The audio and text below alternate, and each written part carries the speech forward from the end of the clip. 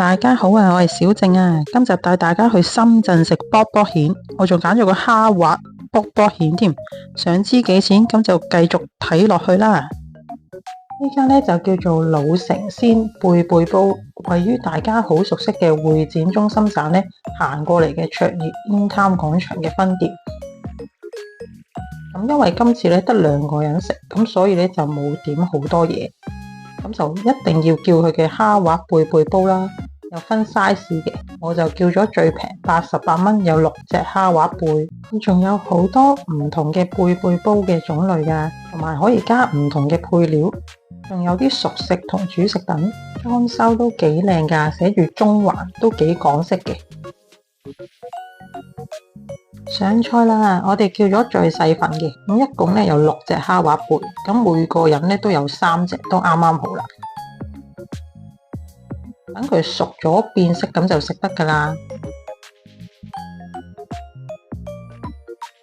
等緊嘅時候呢，見到啲蜆都開晒口啦，咁就食咗蜆先。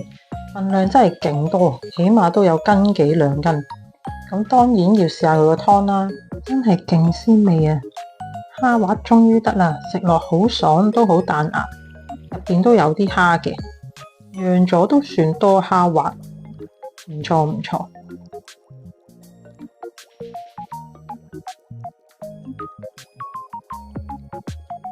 仲要每件都幾大嚿噶，你睇下。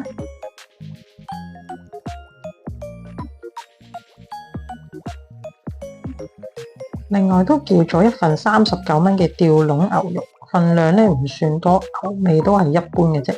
咁口痕想食牛嘅可以順便叫一份，但記得呢主打都唔係牛肉。呢個小食墨魚蝦棗呢都幾得喎，好脆口，入邊都有啲蝦嘅。26蚊有6粒，都值得一試嘅。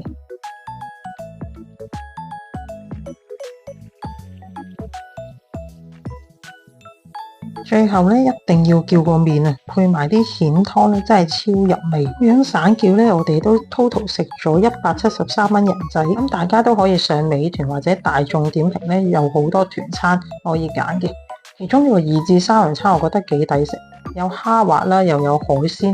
都係278蚊，咁大家都可以參考下。